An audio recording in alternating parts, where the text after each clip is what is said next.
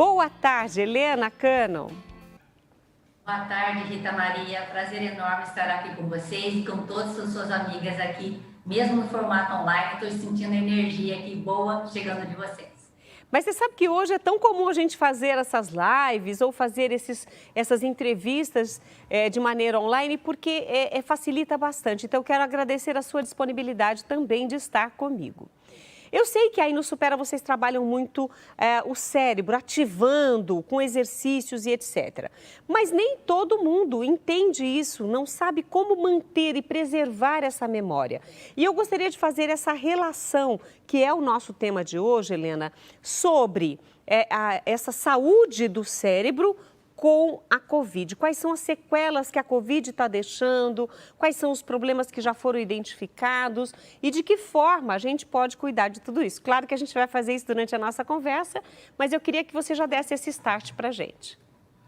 Legal. Olha só, Rita, a gente está ainda num processo, né, da pandemia. A gente achava que ia ter uma duração menor, mas infelizmente ela está aí se arrastando até o presente momento, né? Então, o que a gente tem percebido em termos de pesquisas é que esse vírus, ele é uma inflamação sistemática, é uma doença sistêmica. Ela não está só localizada nos aparelhos respiratórios, como de início a gente achava, fosse só o pulmão fosse acometido, mas não, tá? O que se percebeu é que também ele acomete os rins, incluindo o cérebro.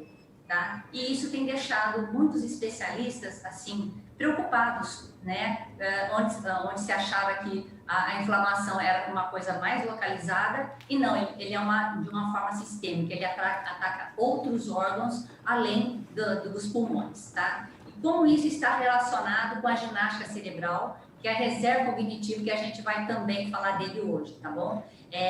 Existe uma ponte, tá? Entre esses dois assuntos. Tá bom? Porque a gente pode fazer prevenção desses sintomas neurológicos nefastos que essa doença traz, tá bom? Principalmente naqueles quadros mais graves da Covid, daquela internação mais prolongada, tá? Então, essas pessoas, elas estão mais propensas a ter esses sintomas. E a gente vai aqui, ao longo da nossa conversa de hoje, esclarecendo ponto a ponto.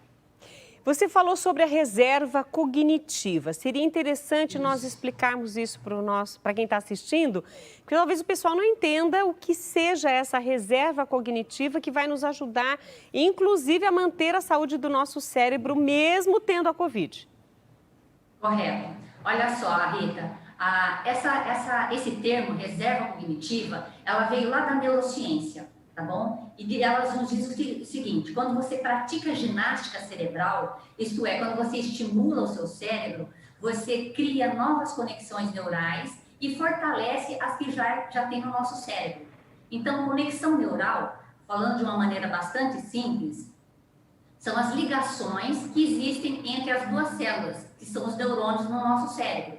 Tá? É como se fossem fiações, tá? Os nossos neurônios estão interligados através dessas fiações, tá bom? Quando você pratica estimulação cerebral, Rita, você cria novas conexões entre os neurônios, você cria novas comunicações, tá? Além disso, você fortalece aquelas comunicações que já existem.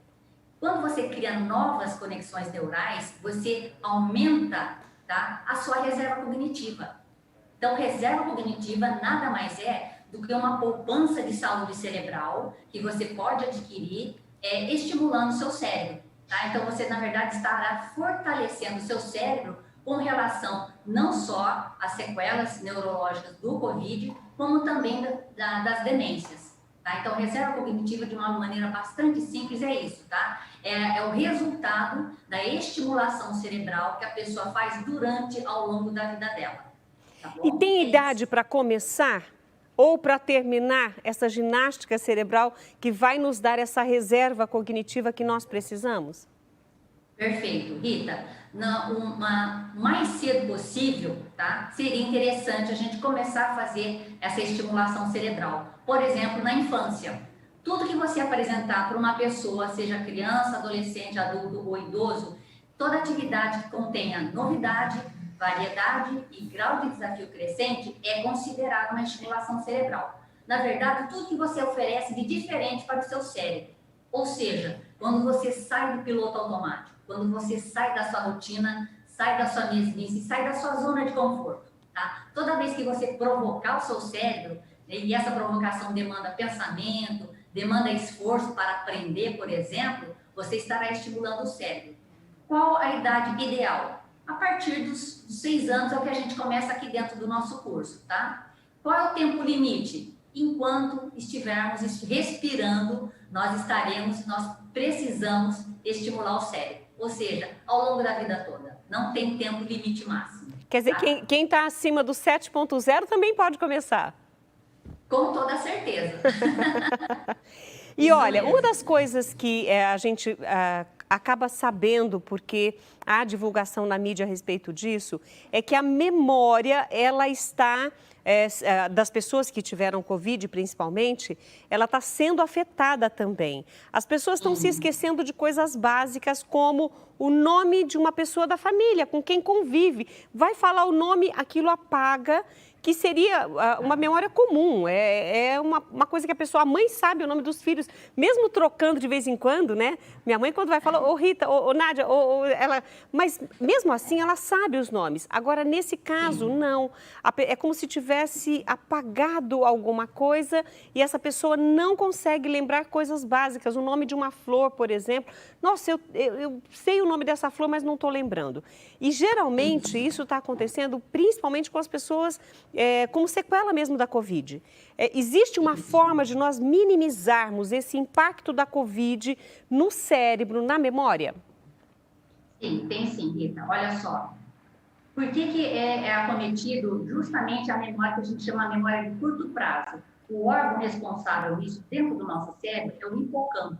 Então, pelas pesquisas, eles estão percebendo que o hipocampo é o órgão mais sensível, tá, em relação a essa inflamação do Covid. Tá? E é justamente o hipocampo que processa as informações básicas do dia a dia.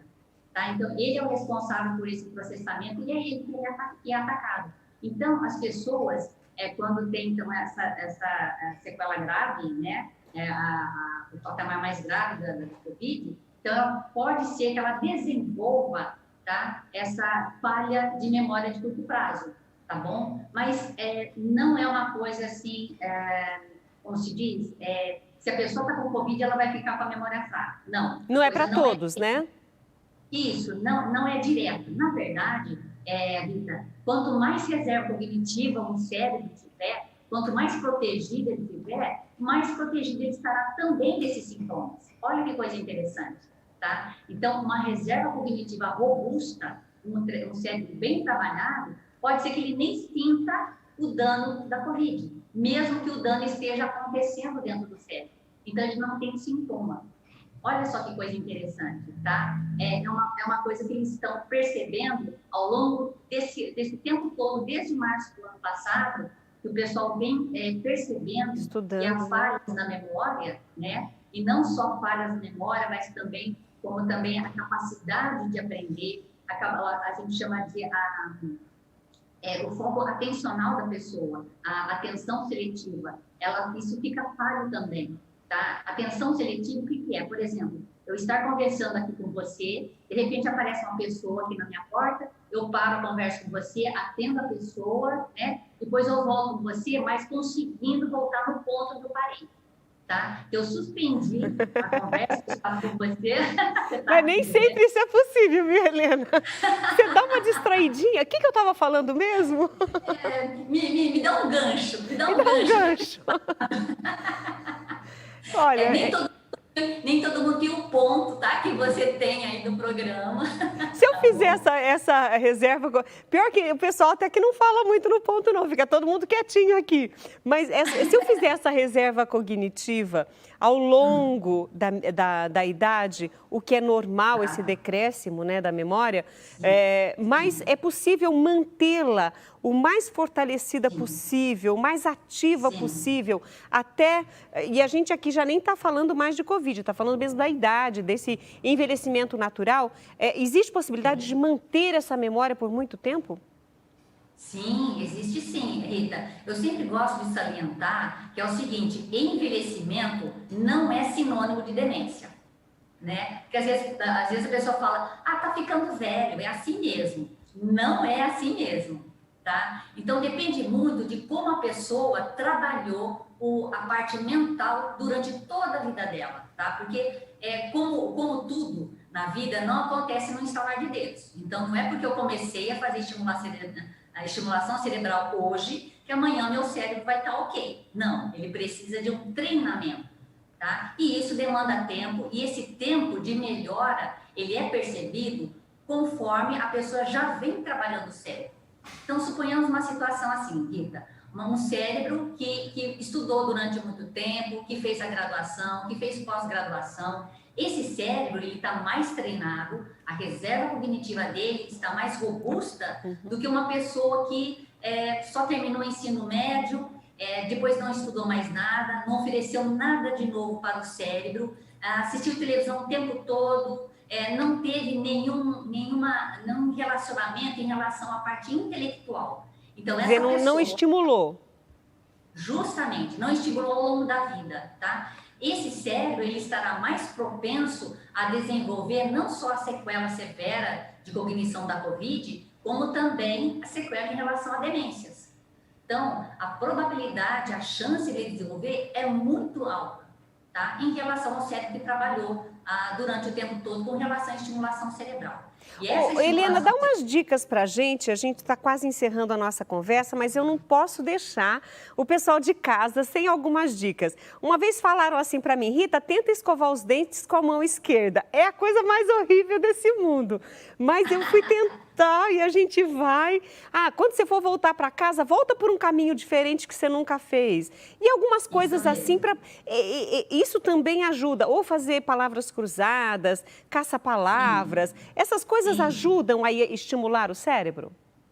Ajuda sim, Rita. Tudo que faz o cérebro sair da zona de conforto estará sendo uma estimulação, é considerado. Mas para que seja uma coisa consistente, Rita, ela precisa ter uma frequência, e precisa ter dosagem, tá? Olha só, o que vem a ser isso? Lembra que eu falei para você que precisa ter novidade, variedade e desafio crescente para que seja realmente uma consistência, tenha consistência na estimulação cerebral? Então é isso, tá? Não é um dia eu me lembrar que vou fazer uma coisa diferente e fazer. Dali um mês eu lembrar e fazer de novo. Não, não é. É uma coisa programática, consistente. Por isso que é importante você fazer essa estimulação através de uma metodologia reconhecida e que use os princípios da neurociência, que é o nosso curso Supera. Tá? A gente parte do princípio da neurociência. Tá bom? Helena, nós fizemos um desafio, por sugestão sua, inclusive. Eu não consegui ver as respostas, porque a nossa conversa está tão interessante que eu nem vi se o pessoal conseguiu responder a nossa charada, né? E aí eu queria entender, essas charadas fazendo as pessoas pensarem, mas qual será a resposta correta, né? A dos dois filhos, né? A mãe que teve os dois filhos na mesma hora, no mesmo dia e no mesmo ano, mas eles não são gêmeos. Isso aí a pessoa pensando, fazendo como é que fala? Abrindo as gavetas dos arquivos aqui, tentando achar a resposta. Isso também é um estímulo? Sim, com certeza, tá? Se você também trabalhar tudo que faz seu cérebro pensar, seu cérebro parar um pouquinho e sair do piloto automático, Rita, é importante. Olha só, nesse desafio que eu enviei para vocês, o que o nosso cérebro gosta de fazer? Zona de conforto. Tá? O que eu sei, o que eu conheço dessas informações, que eu vou pegar o pacote e vou reconhecer dentro do meu cérebro, o que eu tenho ali que se assemelha e eu posso dar resposta de imediato. Bom, o que nós temos? Mesma mãe, teve 2 filhos, no mesmo dia, no mesmo horário e no mesmo ano. Gêmeos. Essa informação é igual a gêmeos. Tá? Então, o nosso cérebro é levado a ter essa conclusão porque é a nossa zona de conforto. Essas informações nós já temos. Não precisamos pensar muito, tá? Só que a pergunta vem, não são gêmeos. Aí o que o cérebro faz? Jesus amado, o que eu faço agora? A informação que eu tenho é que são gêmeos. O que eu faço? Não, mas são gêmeos. Não. Então, começa aquele debate. Não, então a pergunta está errada. Não, esse é pegadinha. Então, o cérebro começa a criar situações de que ele não precisa pensar. Então, o outro está errado. É pegadinha. Não existe a resposta. Então, na verdade, Nós temos que pensar de forma diferente. Ok? Então, o que eu tenho de dado? O dia, o horário e o ano. Beleza. Tá faltando um dado, Rita, para que de fato sejam gêmeos. Qual dado é esse? Essa pergunta eu vou colocar no ar e eu vou responder assim que você me liberar. Olha, eu estava olhando aqui, Helena, duas pessoas responderam. Uma disse assim, placentas diferentes, mas aí no caso seriam gêmeos, né? E meses diferentes. Então, agora você nos dá a resposta ou vamos deixar o povo pensar o resto do ano? Olha, é justamente isso, tá? Numa situação assim, totalmente abstraindo, né? Uma situação onde a mãe possa ter mesmo dia, mesmo horário, mesmo ano, só que em meses diferentes. Aí não são gêmeos, tá? Como nós temos gestação normalmente de 9 meses, então dá para isso acontecer. Isso é uma coisa factível, tá? É possível. Só que, é claro, uma situação assim totalmente fora da curva, né? Mesmo dia, mesmo horário, meu Deus do céu, né? Um nasceu em janeiro, o outro em dezembro, no mesmo ano. É isso. Tem que ser meses diferentes. Para não ser gêmeos, os meses são diferentes. Essa é a resposta. Helena, eu quero agradecer sua participação comigo, enriqueceu o nosso cérebro, muito obrigada. E eu espero que você esteja comigo com outros temas, outras vezes, para a gente estimular esse povo maravilhoso que nos assiste a buscar esse algo mais, fortalecer a memória e ter esse envelhecimento saudável que todo mundo quer, né? E é importante a gente trabalhar esse cérebro mesmo, fazer a ginástica, fazer ele ficar robusto, como você falou, ficar fortalecido. Eu quero agradecer a você, a equipe do Supera, que com muito carinho cedeu esse tema para nós, que era de uma comunicação interna, e eu acredito que hoje enriqueceu a vida de muita gente também. Obrigada por estar comigo. Obrigada, Rita, pela oportunidade, tá bom? Então, vamos cuidar também do cérebro, gente, porque todos nós queremos envelhecer, mas envelhecer com qualidade, tá bom? E olha, nós estamos disponibilizando aí o contato de vocês pelo telefone, o número está aí, e também pelo WhatsApp. Então, quer ligar? Tá lá, quer mandar uma mensagem pelo WhatsApp? Anota aí que a Helena, com muito carinho, vai responder, tá joia? Helena, beijo para você, viu?